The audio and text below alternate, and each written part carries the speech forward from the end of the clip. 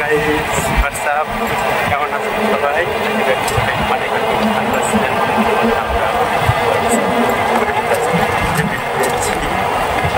গ্রামের রাস্তা দিয়ে একদম চারদিকে আমরা রাস্তা থেকে গেছে, দেখতে পাচ্ছেন রাস্তাটা অনেক বেশি সুন্দর।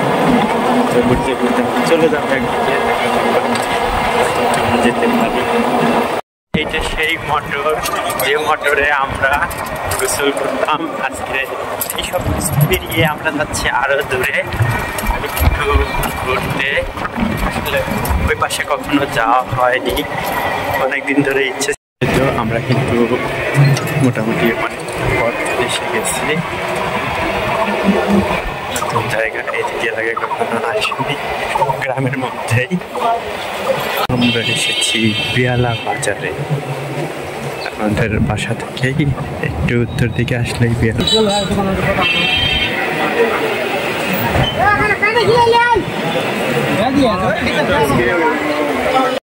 ঘুরতে ঘুরতে আমরা চলে এসেছি বিয়ালা বাজার। এটা কিন্তু গ্রামের মধ্যেই বা ছোটোখাটো একটা বাজার।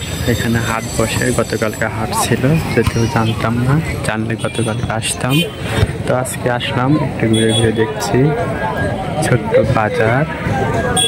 আর মানুষজন বাজারে আসবে সিম্পল। এই পাশে আছে একটা স্কুল, স্কুলটা অনেক স্মৃতিবহুল, পরে বলবো কেন। আমরা বিয়ালা দ্বিমুখী উচ্চ বিদ্যালয়ে একটু আসলাম হাঁটতে, গ্রামের মধ্যে সিম্পল একটা স্কুল। তবে এটা কিন্তু খালামণির কাছে, আমাদের ছোট খালামণির কাছে অনেক স্মৃতিবহুল একটা স্কুল। খালামণি নাকি এই স্কুলে পড়েছে। আমি জানি খালামণি আমার ভিডিও দেখবে, খালামণির স্মরণেই ভিডিওটা করছি। আসলে স্কুলটার ভিডিও করছি। খালামণি স্কুলটা দেখলে অনেক বেশি খুশি হবেন। খালামণির সেই মানে পুরনো স্কুলটা এখন কিন্তু নবরূপে নতুন আঙ্গিকে কিন্তু বিল্ডিংয়ে ভরে গেছে। তখন হয়তো এমনটা ছিল না। খালামণি কমেন্ট করে জানাবে, আমি জানি কেমন ছিল তখন। তো যাই হোক, খালামণি আপনাকে এই ভিডিওটুকু আমি উৎসর্গ করছি। কেমন লাগছে ভিডিওটি দেখার পরে প্লিজ অবশ্যই কমেন্ট করে জানাবেন। পাশে বিয়ালা সরকারি প্রাথমিক বিদ্যালয়, এটা অনেক পুরানো একটা স্কুল গ্রামের মধ্যে। জাস্ট এমনি একটু আসলাম ঘুরতে, আশেপাশে ওভাবে বের হয় না। বিকেলবেলা একটু ঘুরে ফিরে দেখছি, ভালোই লাগছে। আমরা কিছু সময় এখানে একটু হাঁটাহাঁটি করলাম, ঘুরে একটু দেখলাম, এখন বের হয়ে যাচ্ছি। কৃষ্ণচূড়া ফুলে ফুলে লাল হয়ে গেছে, দেখেই কিন্তু অনেক বেশি ভালো লাগছে। আর এটা কিন্তু একদম স্কুলের গেটটাতে, অসাধারণ লাগছে। হ্যাঁ, গরম আছে, কিন্তু গরম করার কিছু নাই। আমরা বাদাম খাচ্ছি আর হাঁটছি বাজারের মধ্যে। বিশাল বড় গাছ। তো যেখানে ঘুরি আগা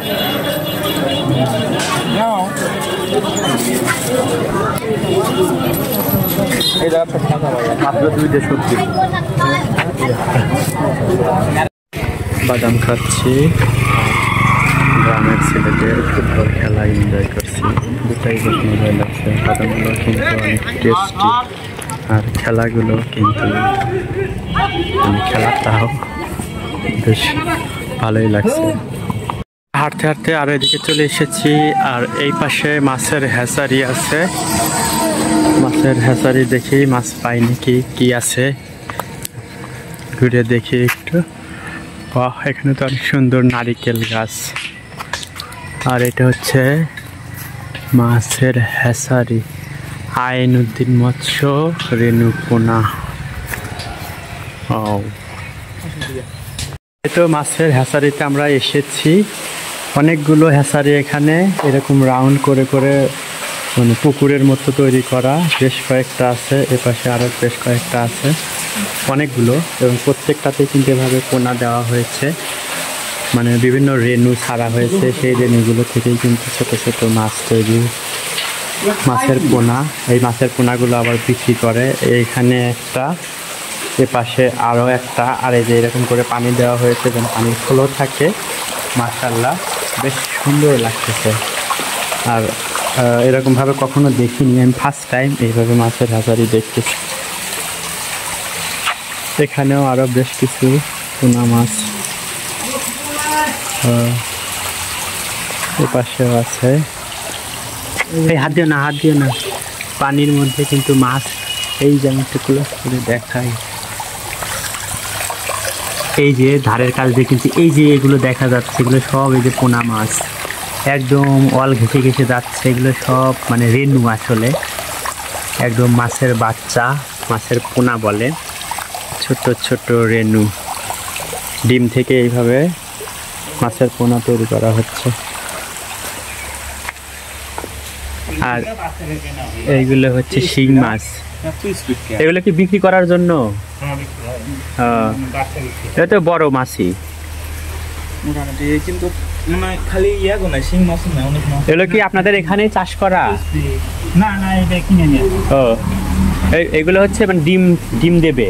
ডিম দেবে। ও আচ্ছা, এইগুলো শিং মাছ, এগুলো ডিম সংগ্রহ করার জন্য এখানে রাখা হয়েছে।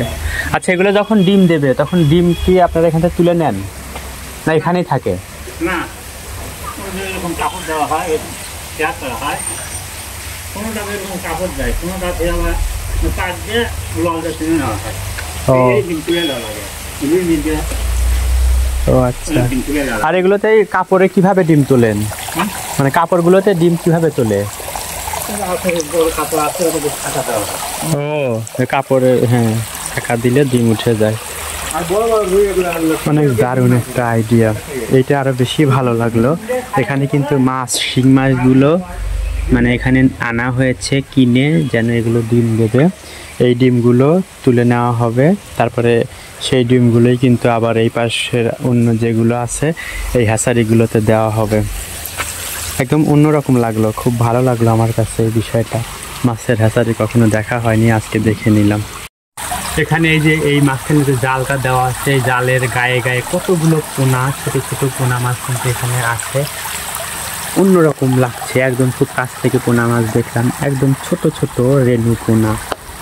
অনেক রকম পোনা মাছ এখানে আছে, পুরোটাই হ্যাচারি। হ্যাচারি জুড়ে অনেক রকম পোনা মাছ আছে।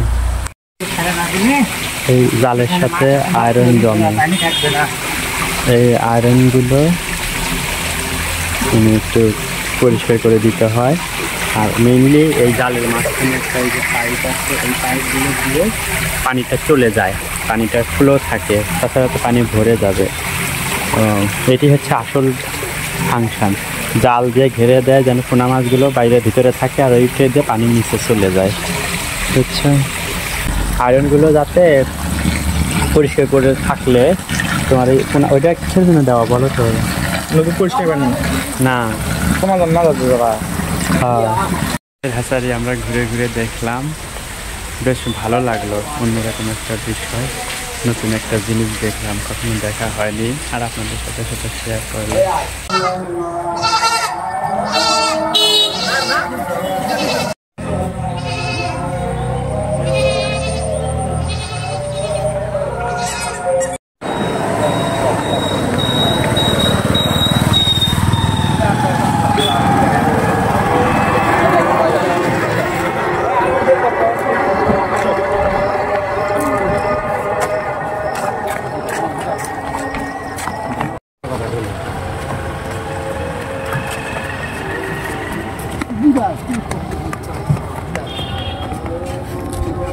Não, fora do carro. Na cama.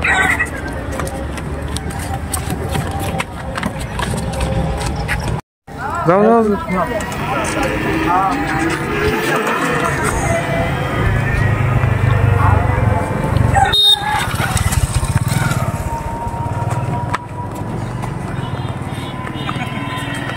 Laga.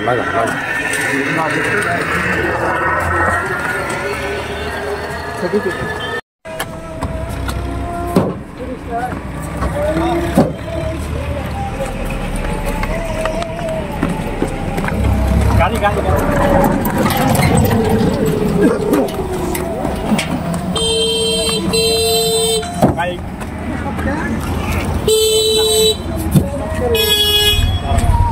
আসো।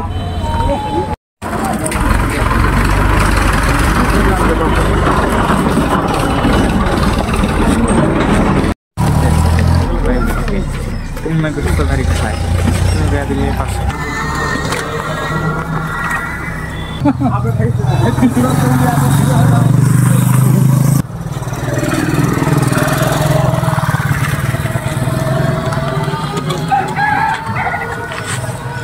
এদিকে কিন্তু আলহামদুলিল্লাহ অনেক ভালো আলু উৎপাদিত হয় আর এই আলু কিন্তু এখান থেকে এভাবে যে নিয়ে যাওয়া হচ্ছে পাইকারিভাবে পাইকারিরা এখান থেকে আলু নিয়ে দেশের অন্যান্য জায়গায় দিয়ে দেবে আর এখানে কিন্তু লোড করা হচ্ছে আলুগুলো অনেক ভালো লাগলো অনেকখানি ঘুরলাম সিম্পল বাট আনন্দ করার যদি মন থাকে তাহলে যে কোনো জায়গাতে আনন্দ করা যায় সবুজ ফসলের মাঠ ধানগুলো কিন্তু গোল্ডেন কালার হয়ে গেছে মানে পাকবে আর এই পাশে কিন্তু অলমোস্ট পেকে গেছে এটা এখন কাটতে হবে আর আমরা একটু হেঁটে হেঁটে ঘুরে ঘুরে দেখছি মাশাআল্লাহ অনেক সুন্দর আর সন্ধ্যা হয়ে গেছে এখন কিন্তু আরো অন্যরকম লাগছে এই যে ধান ক্ষেত মাশাআল্লাহ আল্লাহ তাআলার কি কুদরতি সৃষ্টি কি সুন্দরভাবে ধান তৈরি হয়েছে আর এই যে পাশটা একদম পেকেই গেছে মাশাআল্লাহ মাশাআল্লাহ আমরাই তো আবার এই পাশে এসে একটু বসেছি ধান ক্ষেতের পাশে এদিকে রাস্তা চলে গেছে এদিকে যে ট্রাক নাকি অটো আসছে আর এই পাশে রাস্তা চলে গেছে আর এই যে পিছনে